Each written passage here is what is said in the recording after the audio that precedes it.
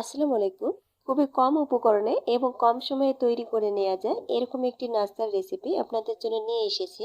এই নাস্তাটা খেতে দারুণ মজার হয়ে থাকে আর অনেকটাই ক্রিস্পি হয়, যার কারণে এটা বেশ কিছুদিন ঘরে সংরক্ষণ করে খেতে পারবেন। আশা করছি আজকের রেসিপিটি আপনাদের ভালো লাগবে। ভালো লাগলে প্লিজ ভিডিওটিতে একটি লাইক দিবেন এবং সেই সাথে চ্যানেলটিকে সাবস্ক্রাইব করে পাশেই থাকবেন। নাস্তাটি তৈরির জন্য প্রথমে একটি ডিম ভেঙে নিচ্ছি। আর বেশি পরিমাণে তৈরি করলে সেক্ষেত্রে ডিমের পরিমাণ বাড়িয়ে নেবেন। দিচ্ছি 2 টেবিল চামচ চিনি, সামান্য পরিমাণে লবণ। এখন একটি হ্যান্ড উইচের সাহায্যে এটাকে ভালোভাবে ফেটিয়ে নেব যেন চিনির কোনো রকম দানা ভাব না থাকে। ডিমটা ফেটানো হয়েছে আর এখন চিনিরও কোনো রকম দানা ভাব নেই। এখন হ্যান্ড উইচটা উঠিয়ে নিচ্ছি।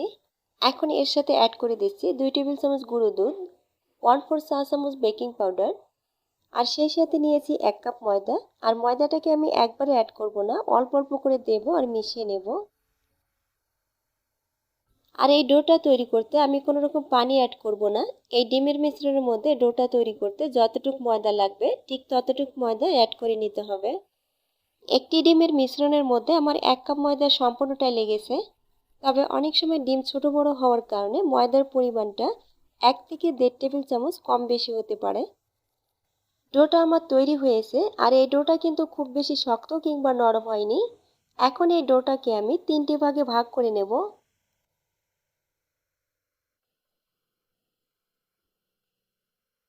দুইটি ভাগ ঢেকে রেখে দেব এবং একটি ভাগ দিয়ে একটি রুটি বেলে নেব। প্রথমে হাত দিয়ে এটাকে ভালোভাবে ময়ান করে নিতে হবে। তারপর সামান্য কিছুটা ময়দা দিয়ে রুটিটাকে আমি বেলে নেব। আর এই রুটিটাকে মোটা করা যাবে না, কিছুটা পাতলা করে বেলে নিতে হবে।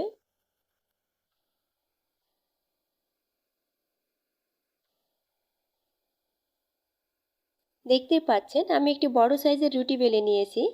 আর রুটিটাকে এরকম পাতলা করে বেলে নিতে হবে। এখন একটি ছোট স্টিলের গ্লাসের সাহায্যে রুটিটাকে আমি কেটে নেব। আপনারা এই কাজটা যে কোনো কৌটার ক্যাপ দিয়েও করতে পারবেন অথবা কুকি কাটারের সাহায্যেও করে নিতে পারবেন। তো সম্পূর্ণ রুটিটাকে আমি এই গ্লাসের সাহায্যে কেটে নেব। এবার সাইডের টুকরোগুলোকে সরিয়ে নেব আর এই টুকরোগুলোকেও পরে রুটি বেলে আবারও তৈরি করে নেব। তো এভাবে আমি সবগুলো নাস্তা রেডি করে নেব। আর এগুলোকে পাতলা করে তৈরি করার কারণে এগুলো ভাজার পর অনেকটাই ক্রিস্পি হবে। সবগুলো নাস্তা আমি রেডি করে নিয়েছি। এখন এগুলোকে ভেজে নেব। চুলায় তেল সহ একটি প্যান বসিয়েছি এবং তেলটাকে গরম করে নিয়ে নাস্তাগুলোকে দিয়ে দিচ্ছি। নাস্তাগুলো তেলে ছাড়ার কিছুক্ষণের মধ্যেই দেখবেন এগুলো ফুলতে শুরু করবে। আর এই নাস্তাগুলো ভাজার জন্য খুব বেশি সময়ের প্রয়োজন হবে না।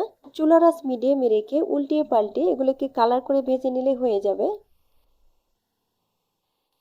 নাস্তাগুলো দুই পিঠে আমি কালার করে ভেজে নিয়েছি।